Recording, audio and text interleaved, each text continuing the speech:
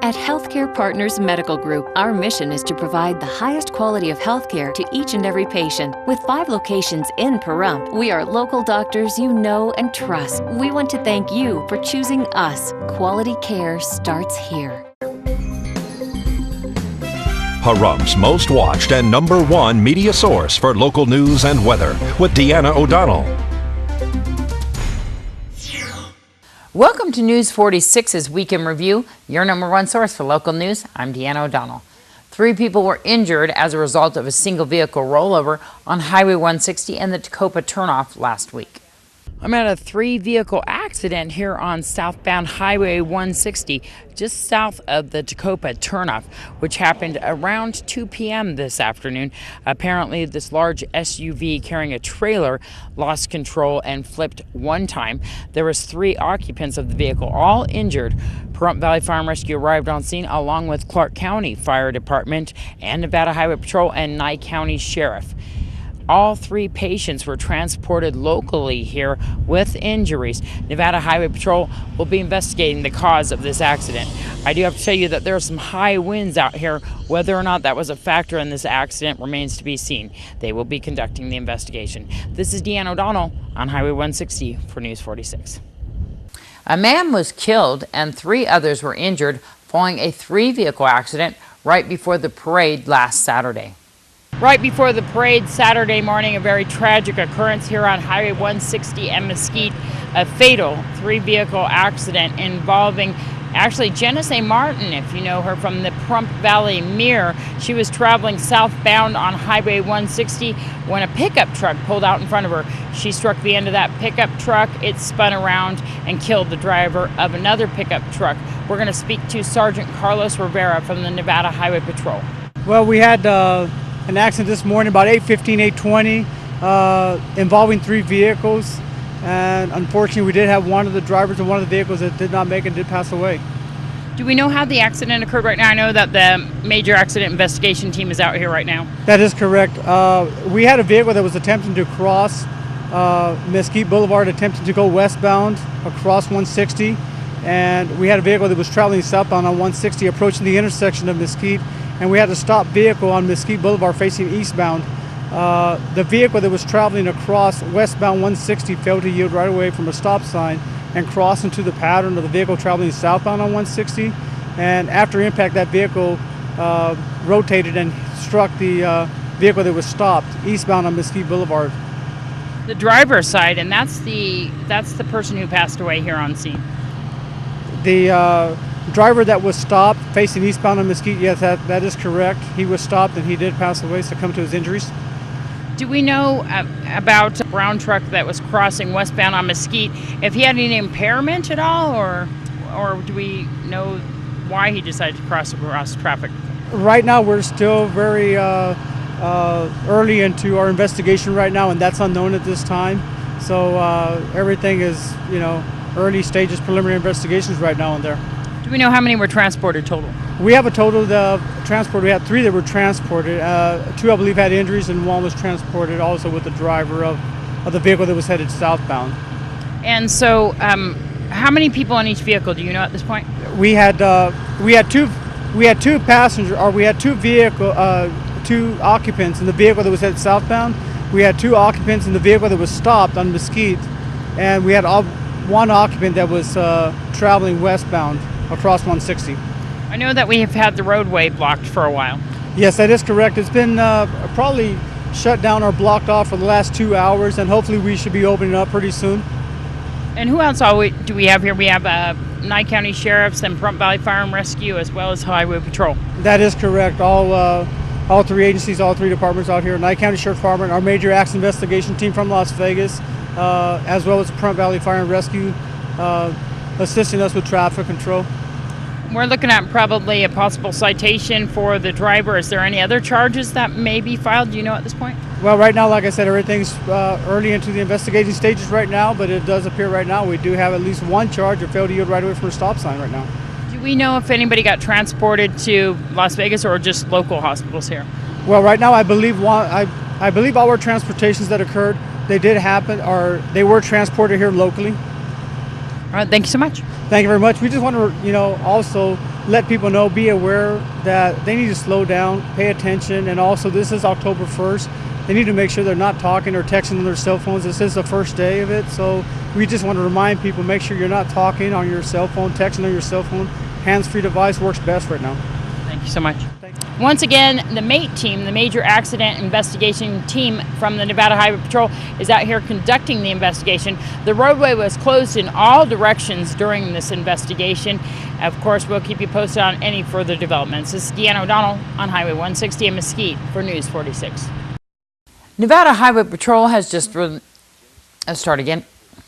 Nevada Highway Patrol has just released the name of that fatal accident victim. Lonnie Troy Scott of Pahrump suffered fatal injuries as a result of the crash and was pronounced dead at the scene by Nye County Sheriff's Deputy and Coroner M. Cannon. Lonnie was 53 years old. A two-vehicle rear-end collision occurred on Highway 160 and Irene. Last night, a two-vehicle accident on Irene and Highway 160 prompted Pahrump Valley Fire and Rescue and Nye County Sheriff's deputies, as well as Nevada Highway Patrol, to the scene of what appeared to be a rear-end collision. Both vehicles were still on the roadway when medics arrived on scene. One person in each vehicle complained of injuries. A male complained of neck and back injuries inside the pickup truck, and a female complaining that the airbag had hit her in the face. Both were transported locally here to Desert View Hospital. Nye County Sheriff's deputies blocked traffic in both directions while the accident was being investigated. Nevada Highway Patrol will be conducting that investigation. This is Deanna O'Donnell on Irene and Highway 160 for News 46. The Nye County Sheriff's Scorpion Task Force has issued a press release regarding a marijuana grow house. Patrol deputies responded to a citizen complaint of an odor of marijuana in the casino section of Mountain Falls. Deputies located the area of the odor and were assisted by the Scorpion Task Force in identifying the residents of 5516 Casano. Narcotics detectives, along with patrol and Nevada Highway Patrol, served a search warrant on the residence and located the suspect, John McNabb, inside. It was determined that McNabb had converted the interior of the residence into a large-scale marijuana grow and bypassed the power box to steal electricity to run his operation. McNabb also caused substantial damage to the interior of the rental property to run his pirated electricity and vent the operation. McNabb was arrested on the following charges: possession of marijuana with intent to sell, maintaining a residence for the sale or use of a controlled substance, trafficking cocaine, possession of a controlled substance times 3. Recovered in the case were one shotgun, 360 marijuana plants at approximately 1.25 pounds of processed marijuana, along with scales and packaging for sales, several types of prescription pills and unmarked bottles, and approximately 0.75 ounces of cocaine, along with packaging for sales. This is Deanna O'Donnell for News 46. Louis DeCanio is the plaintiff in a civil rights lawsuit against Sheriff Tony DeMeo and other law enforcement. He was in court attempting to stop a motion to dismiss. DeCanio filed his case against the county in October of 2009, 10 months after being arrested on a charge of assault with a deadly weapon. That arrest occurred after DeCanio called the police to report an ATV being illegally driven near his home. Witnesses stated that DeCanio had pulled a pistol on them. He was taken into custody and booked into the Nye County Sheriff's Department Detention Center. DeCanio sued for false arrest and defamation of character, stemming from Sheriff DeMeo making statements to the media concerning the arrest. Well, he brought a case against members of the Nye County Sheriff's Office, a former DA, in reference to his arrest. We believe that the arrest was lawful, had met the elements of probable cause. He didn't believe so. So he was in the process of, he filed a lawsuit against me, members of the Nye County Sheriff's Office, members of the District Attorney's Office. It was heard on Monday, and the case was dismissed by the judge.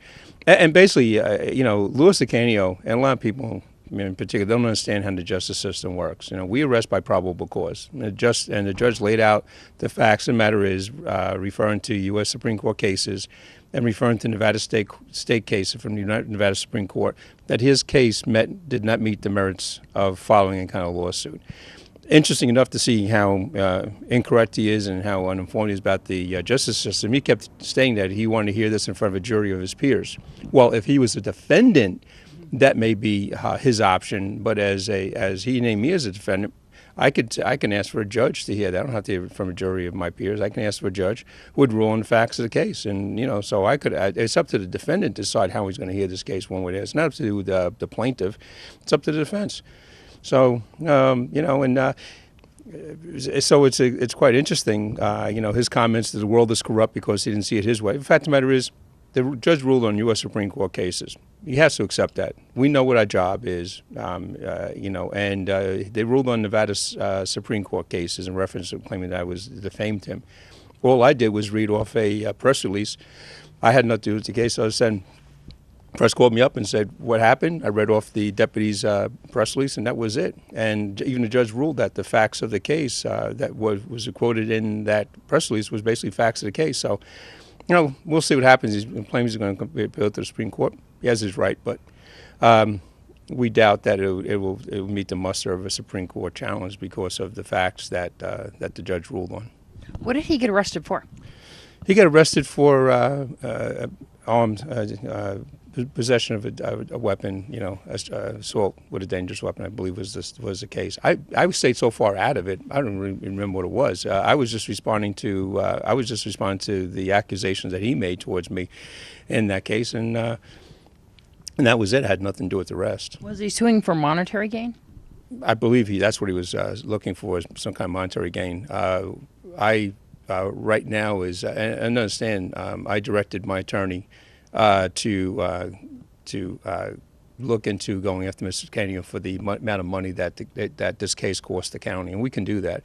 It's interesting that if there's a lawsuit against a county entity, that they settle out of court because the cost of the case, will cost more than what they believe the settlement would be. They settle out of court case out of court, so we don't ask for those money back. That's the taxpayers' money, and also this costs the taxpayers' money as well. You know how much it costs? I don't know. I believe that the attorney will bring that forth. Mr. Canio was very much aware that, from my understanding, not from my attorney, but from another source that was familiar with this case, that Mr. Canio met with our attorney, and our attorney said, if you drop the case now, before this goes in front of court, we will not seek any kind of monetary reimbursement.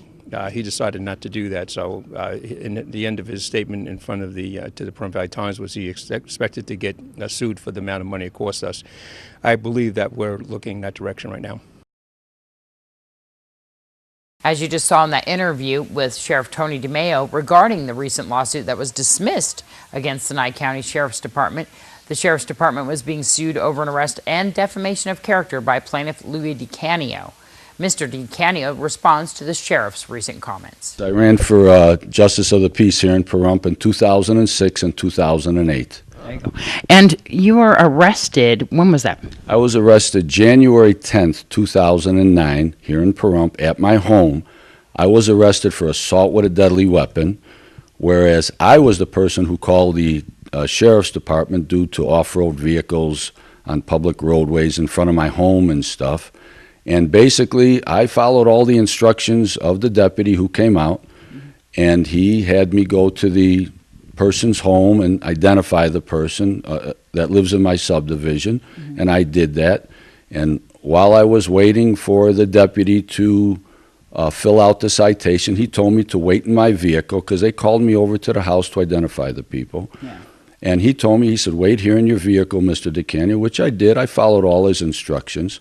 He went back to his patrol car. While he's filling out the citations, one of the individuals approached my vehicle. And I told him, stay away from my vehicle. He's approaching me. And he kept coming towards me, threatening me, and I'm screaming out to the deputy, hey, deputy, get this guy away from me. He's got no business threatening me like this. The deputy gets out of his vehicle, starts walking back with the citation. I told the deputy, Mr. Brady here was threatening me. He says, well, I heard you calling out to me, but I couldn't see or hear what was going on. I says, okay, then I'll let it go then. Who was the deputy? The deputy was Deputy Cannon, Mark Cannon, from the Nye County Sheriff's Department.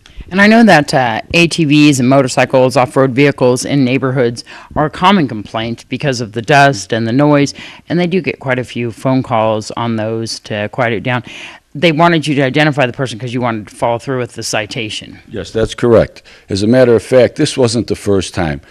I have probably between 50 to 60 calls to the sheriff's department. I've sat in the sheriff's department and spoke to Sheriff DeMail directly. I've spoken to Captain Beck about this problems and stuff, and they just ignored it. But on several occasions, I actually had people issued a citation from this resident. So these people were very upset with me. And this particular day, I was having a relative of theirs issued a citation. So it was obvious that these people were very upset. Well, after the deputy sent me back home to fill out what they call the incident report about what I saw, I go back home. The deputy comes back to my home. And he asked me, he says, now he knows me because the deputy had been out there 6 to 8 times prior.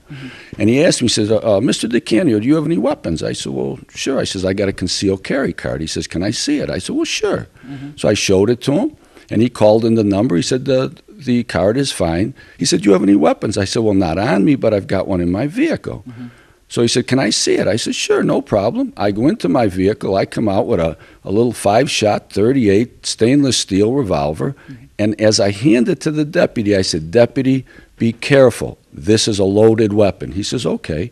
He calls the number, and he said, the gun is fine. He hands a loaded weapon back to me. I put it back in my vehicle. Now, that right there tells you that he's in no fear of his life or nobody's in any danger. He's allowing me to have a loaded weapon in my hand, and he hands it back to me. A little while later, he asked me if I pointed a weapon at anybody at the other residence. I said, absolutely not. I said, you were right there. I said, if I'd have pointed a weapon at somebody, they'd have been running up to you telling you what I did. I says, nobody said nothing. Nobody was screaming or ducking or anything. I know if somebody was pointing a weapon, I'd be ducking and running. And actually, as it turns out, even the police report says that these people never said a word to the deputy until after I left. They didn't say it while I was there. Now, why wouldn't they say, the deputy was right at my vehicle and I'm signing this complaint? He's 2 feet away from me. Why wouldn't they tell him there? They waited till after I left. Well, anyway, the deputy arrested me at my home without a warrant. That's a violation of my Fourth Amendment rights to be safe and secure in my home. Now, the fact that these people signed witness statements, that should have started an investigation, not a warrantless arrest. Now, what Sheriff DeMail said, number one, Sheriff DeMail said several things. He said, I have no right to demand a trial by jury. Only the defense can demand a trial by jury. Well, he's 100% wrong. Nevada Rules of Civil Procedure number 38 clearly states that either party can demand a trial by jury.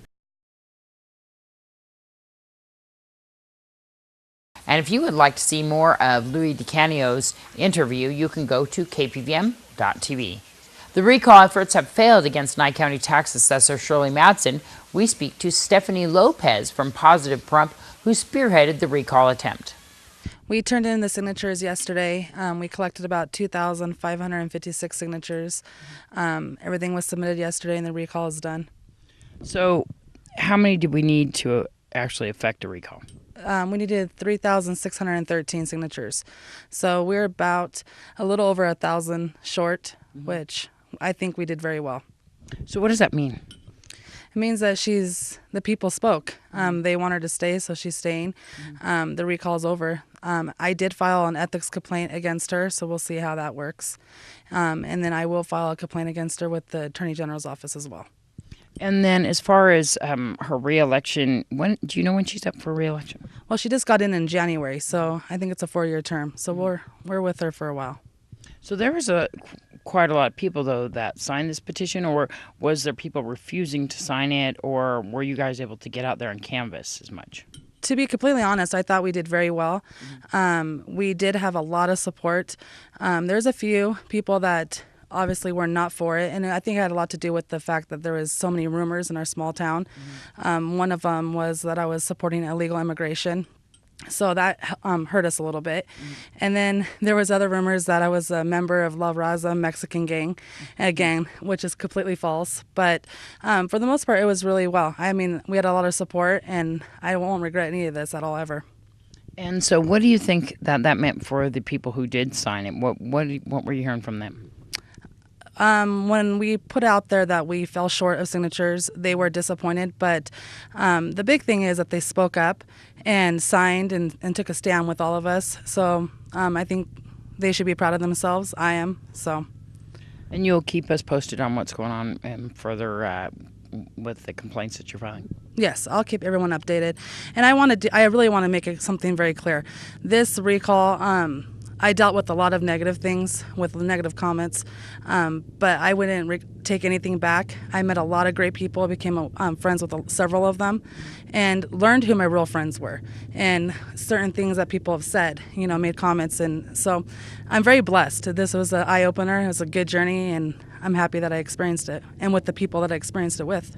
And people can go on Positive Prump on Facebook to talk to you, to have kind of group conversations, different subjects, not just this. Yes.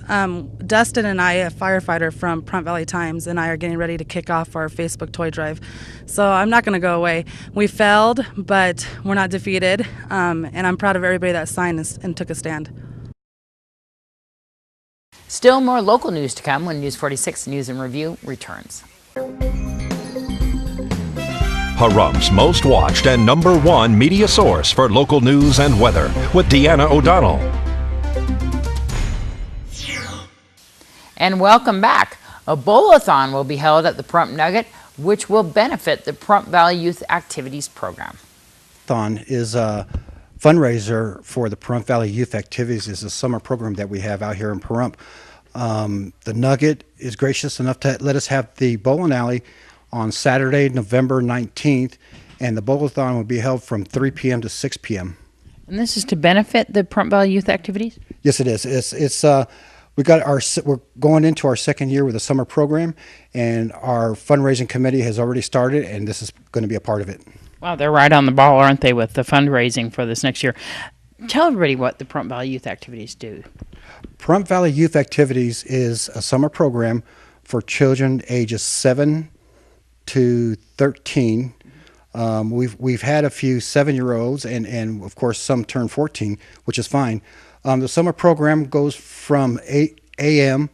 to about 5 p.m. The kids are served breakfast and lunch, and the activities range from anything from painting, we have reading, we go through writing, so there's educational activities there also, and of course physical education. We take trips to the bowling alley, we take trips to the park and the library. Every kid, if the parents approve, will have their own library card also. We had a lot of kids participate this year, didn't we? We had over 100 kids sign up. Because of staffing, I think we took in 80, and we average around that every day, anywhere from 70 to 80 kids a day. It's important to support this program. And so tell how many ways people can participate in this bowl-a-thon. There's actually 4 ways.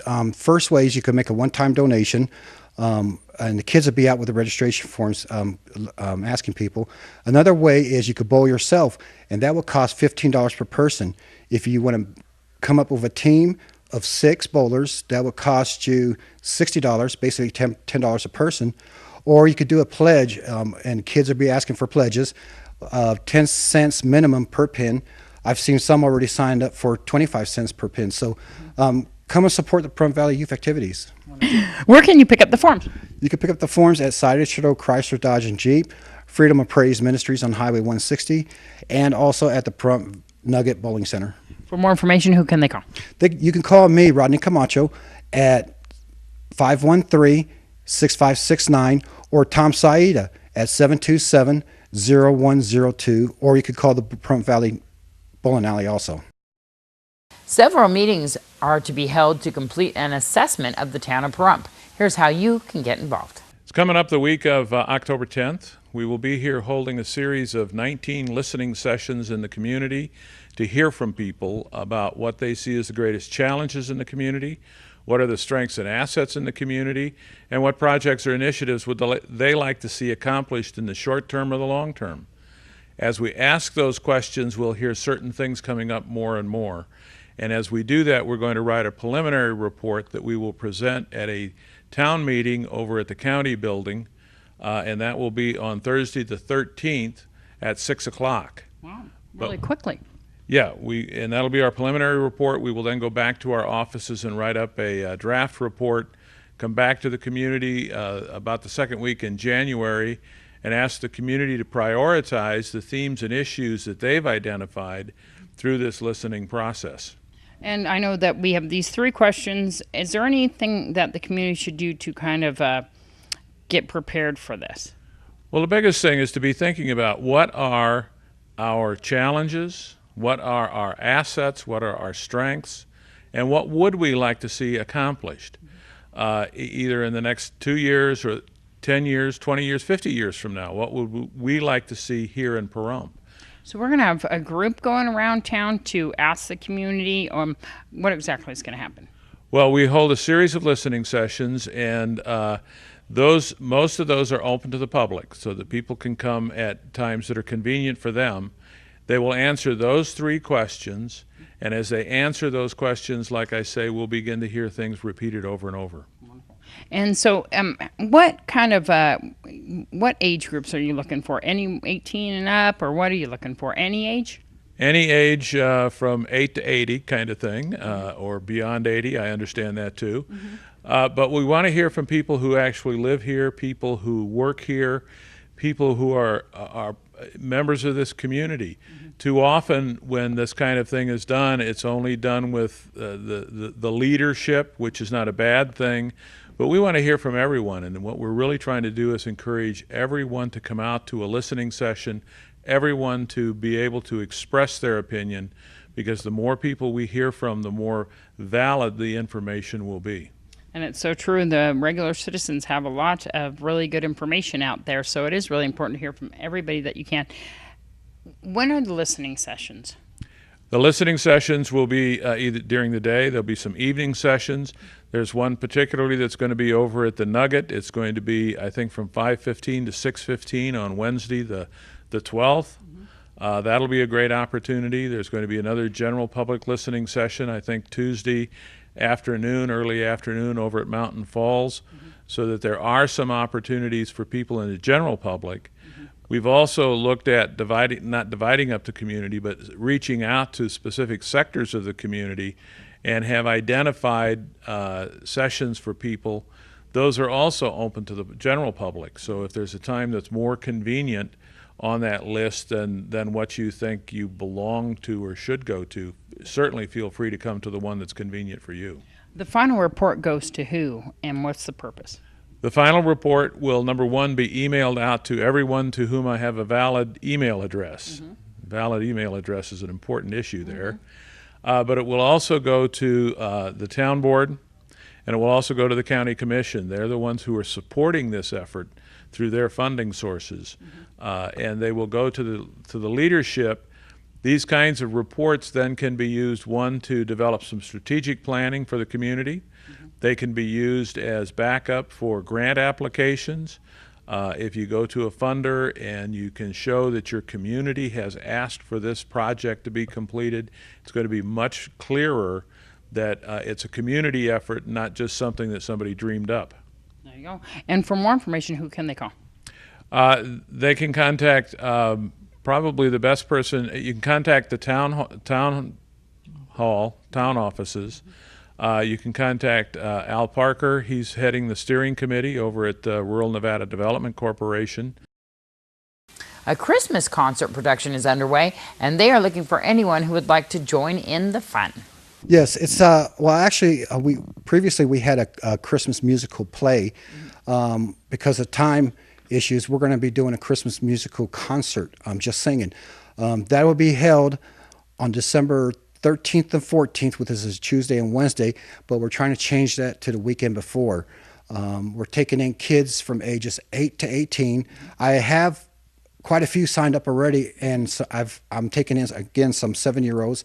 I've had adults call me that wanted to sing, and depending on how many kids I have, I might have adults also, but it's open up for kids, and basically the reason for the age 8 to 18 is so they can read the words to the music. Wonderful. This is going to be so much fun. Where's it going to be held at?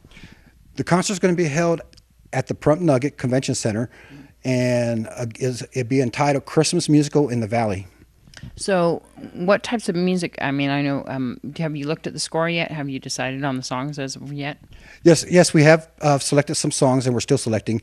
And it's going to be a wide range from songs from Frank Sinatra, Dean Martin. We'll probably have a few Taylor Swift and Mariah Carey. And it's a variety, and you're going to have kids' songs. Some kids will probably be singing some Alvin and the Chipmunks songs, so it's going to be fun for the whole family.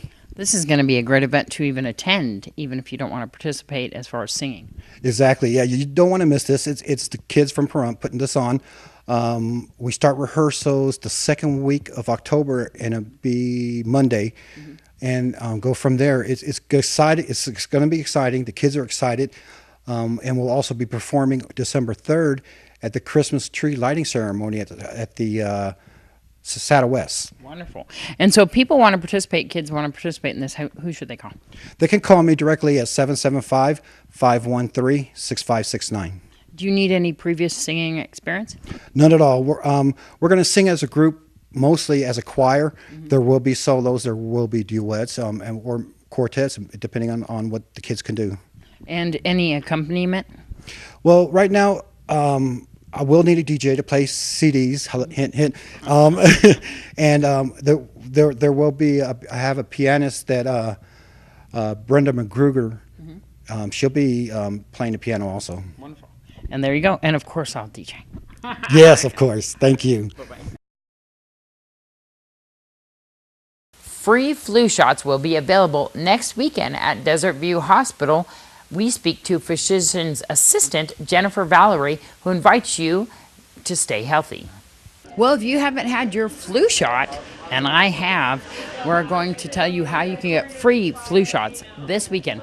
We're going to speak to Southwest Medical Associates physician assistant, Jennifer Valerie. It's going really good. I'm really impressed with the way the clinic turned out. I like how the room sizes and the equipment that we'll have, so we can actually run tests and treat patients a lot better than what I was expecting for what we had. You're going to be back and forth here, kind of rotating? That's right. Most of my time will be spent actually at the clinic off of Calvada, and then I will be coming out here probably a couple times a week. There's another physician assistant that will be out here on a regular basis, so his name is Adam Luckett, and he will be starting when the clinic opens here. So you're really going to be like the hands-on person a lot of people are going to see and deal with here at this facility, as well as Adam. So tell me a little bit about what you are looking forward to seeing here and some of the patients' needs. Well, I'm just looking forward to the fact that we'll be able to reach out to the community a lot more than what we've been able to in the past. We have a lot of people that come to see us over at the clinic off of Calvada, but we're so new and we're just starting to get familiar with the community. This will be a lot better for us to actually get our faces known, be able to, set up a good repertoire with the people here, and also we'll be able to provide services that, might not normally get. Well, we're open late, so, even when we're accessible even when you get off of work, so, and on the weekends, and it's right here at Walmart, so you can still do your normal daily stuff and be seen for something like a cold or a sore throat. Or if you think you might have a bladder infection or just need a flu shot, we can take care of you here. And one of the things that they have here is that little beeper, so you can go through the store and then when your appointment time is ready, they beep you. That's right. That's actually my favorite thing that we have about here, because that way you can, like I said, go on with your normal daily activities and still be seen.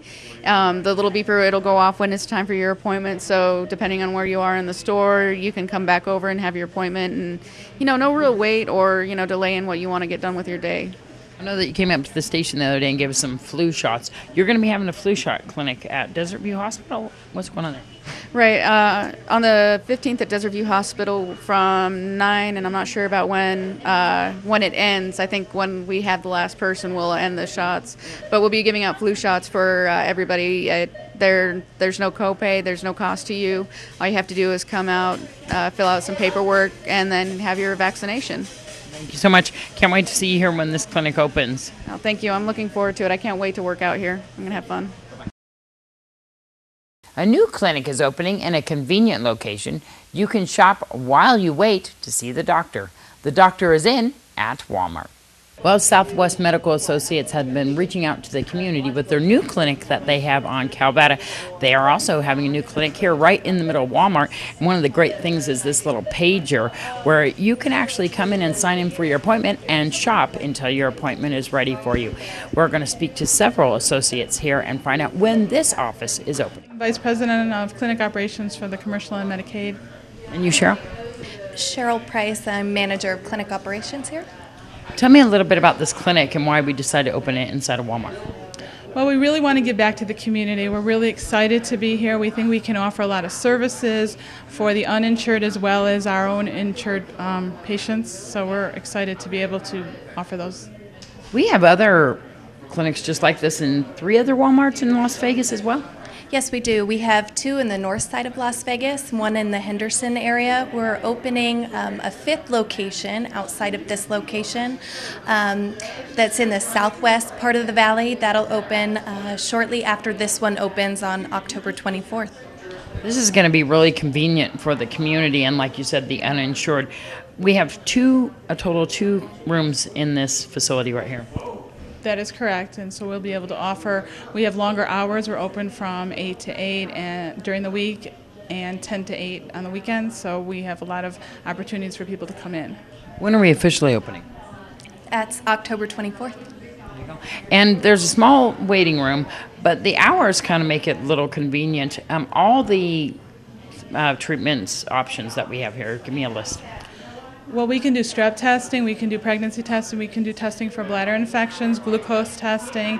We have physician assistants that will come in and can do a complete physical, preventative physical, sports physicals, camp physicals, just about anything. People can come in here for chronic care. If they have high blood pressure, we can check their blood pressure. The physicians or physician assistants can prescribe medications, and they can come right to Walmart and get their prescription filled. We're standing in the lab area here, but we can also do sutures. I mean, small procedures. Yes, we can. We can do sutures for minor lacerations, and that's certainly a convenience to not have to go to the hospital here. So. And because of the hours, it's so convenient. We have other facilities here that have opened up for Southwest Medical. Are we looking to expand any more here in Pahrump? Right now we want to see how this goes, but we may in the future. Everything is, up for grabs, so maybe.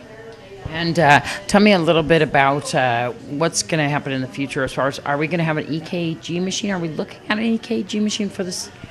I think, it really is dependent on what the community needs are here and our space limitations. So certainly we want to make sure that we're serving the community. And free blood pressure testing.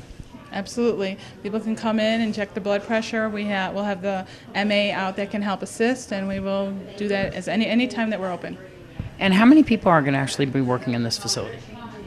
There will be a medical assistant who works at the front desk and also helps with the patients, and then there'll be either a physician or a physician assistant here at all times. And flu shots? We will have flu shots available as well. Wonderful. And we'll give everybody the phone number right after this. But, of course, it's located here inside Walmart. Are we going to have a ribbon cutting? I certainly think that may be something that we look to do in the near future. We're looking at probably the first week in November, second week in November before Thanksgiving. More to come when News 46's News in Review returns. Pahrum's most watched and #1 media source for local news and weather with Deanna O'Donnell. For 4 days, tourists and locals enjoyed the Pahrump Fair and Festival and Parade. Paula Glidden gives us the update. I'm here with Paula Glidden from the Pahrump Fair and Festival. Wow, what a weekend we had. This is fabulous. Tell me about the weekend. Well, that's just what you said, fabulous. We had a great time. We had a lot of people. I could not believe the number of cars parked all over last night when I left here after midnight. They were still here and enjoying it and having a great time. This has been great. We're standing at the entertainment stage, which has been going all weekend. They just wrapped up. But we have the carnival, the rodeo. Oh my gosh. Tell me, give me a run through of all the things that we had here. Right. Well, of course, we had the vendors. Everybody seemed very satisfied. There was always a few, but, we're very satisfied with them. We loved having them.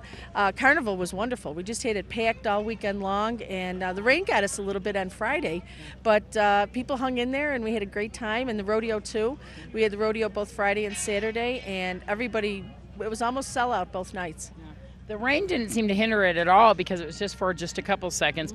But I know that the parade went off without a hitch. Wonderful. Oh, the parade was very uneventful. I mean, we really had a great time, and everybody was very happy. They came down and they got happy. So I know that we're thinking about next year. Is there any kind of tweaks or changes that you want to look forward to, or you just want everybody to know it's coming up? We're going to have a lot of great things. Absolutely, Dana. There's always tweaks, and we always look for new ideas, and we encourage people to tell us their thoughts.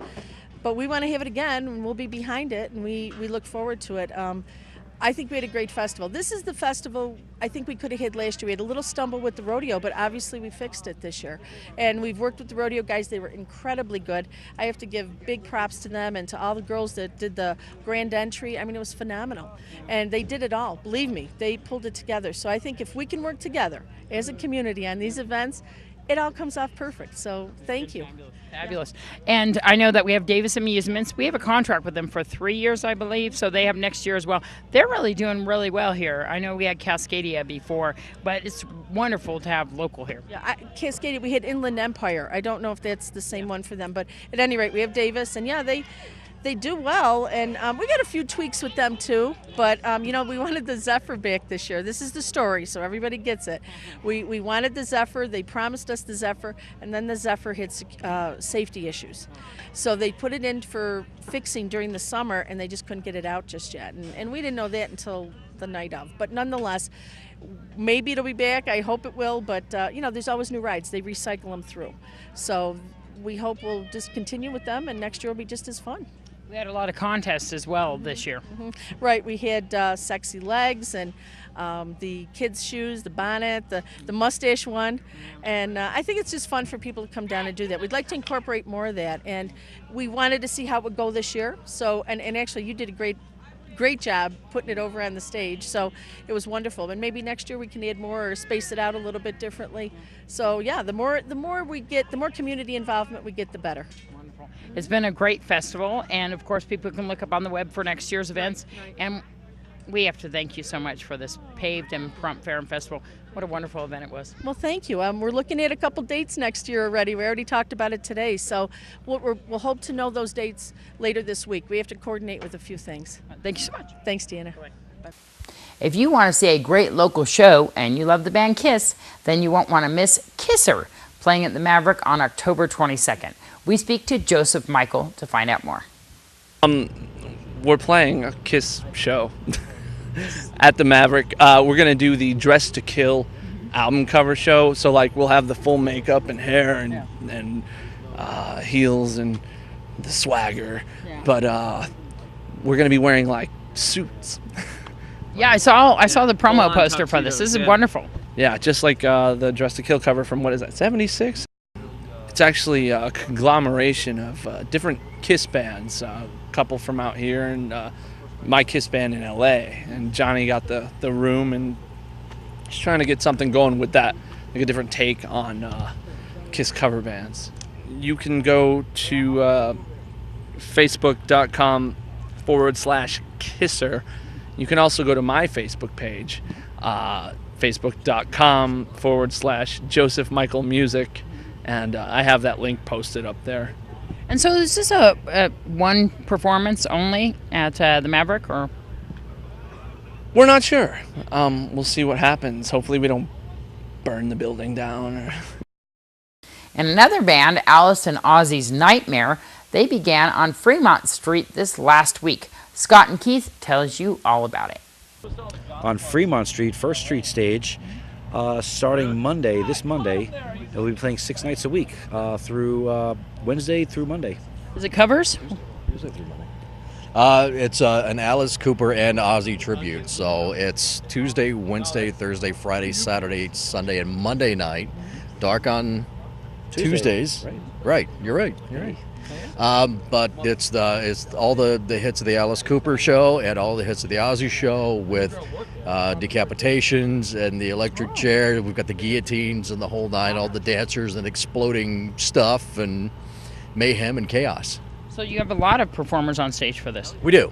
We have all the backup dancers doing their whole thing. We have the different actors playing the different roles where they arrest Alice Cooper and he meets an end. he meets an end. What's the production like for this?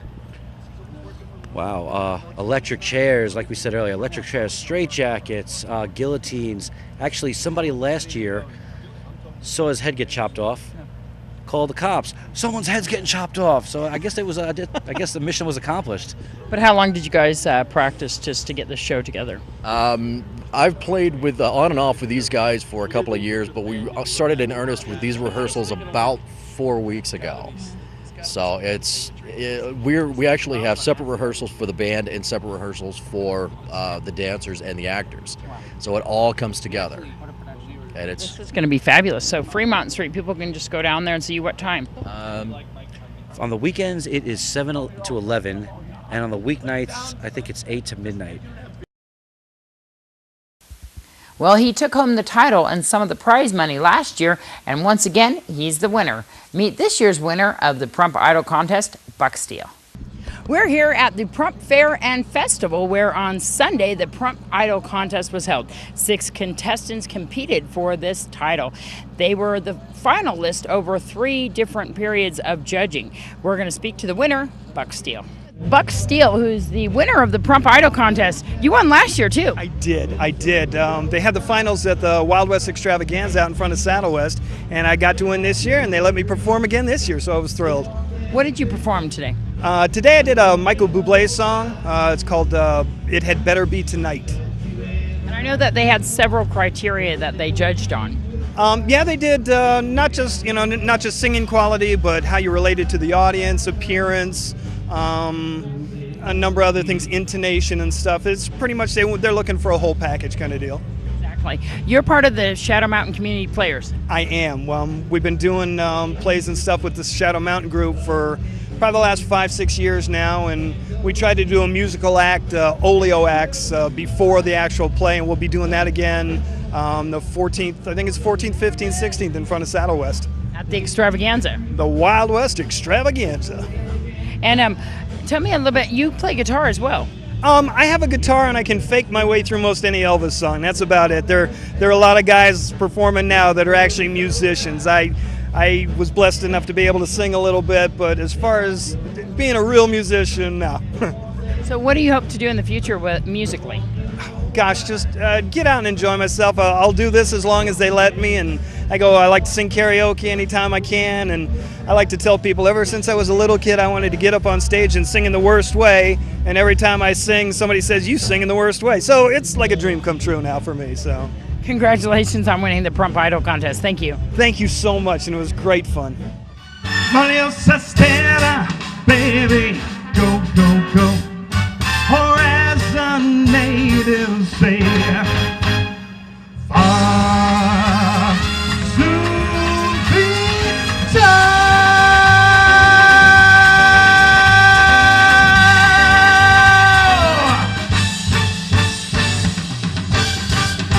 Thank you.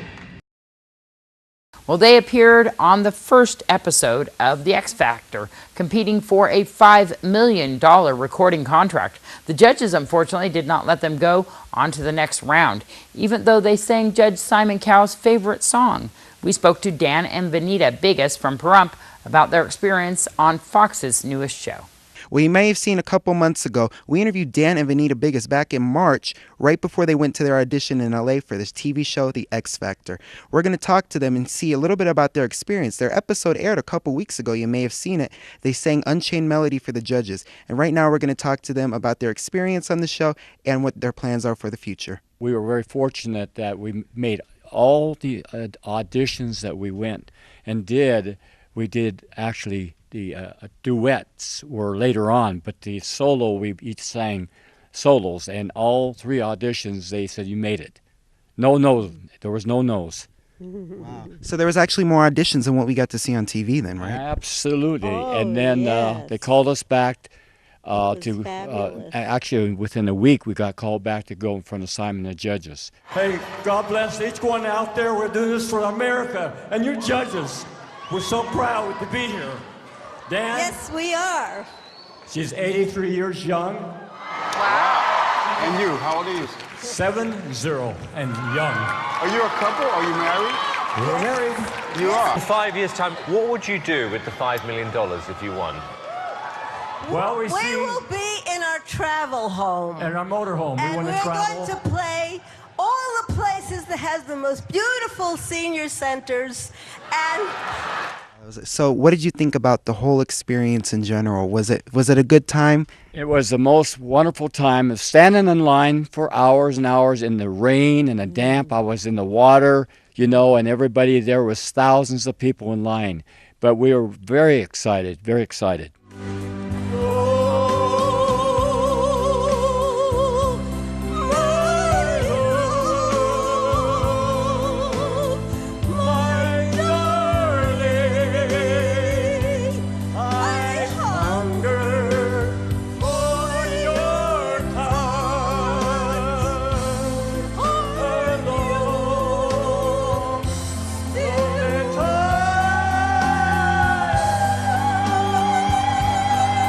You were an ice skater before, a professional ice skater, yes, correct? Yes, I skated in my graduation days and picked it up in Central Park and then went on to South America with the first American ice show. Wow, quite some accomplishments there. So you guys have been married for how long? Well, actually 3 years. Our anniversary is September 5th of this year, yes. And we went to Oahu for our honeymoon, but we had half the town of Pahrump was at our wedding. And we were just so excited, excited. Yes. It's very exciting. So how long have you been singing together?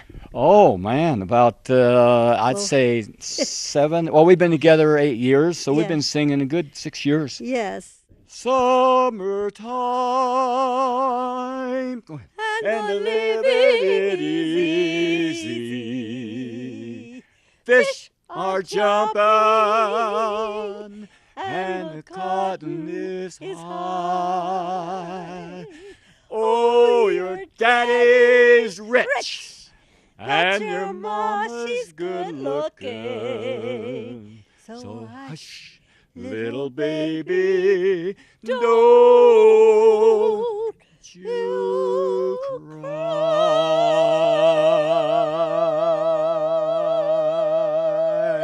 This is Zach Fuentes for News 46. Well, that's it for News 46's Week in Review. Some of the events this weekend include Dancing with the Stars at the Maverick on Mesquite Saturday night, the Grape Stomp all weekend long at the Pahrump Valley Winery until 4 p.m., and Desert View Hospital and Valley Electric Association will be holding a golf tournament to benefit Food for Thought. And, of course, there's that craft fair all weekend long at the Artesia Clubhouse. We'll see you again here next week. I'm Deanna O'Donnell. Have a great weekend.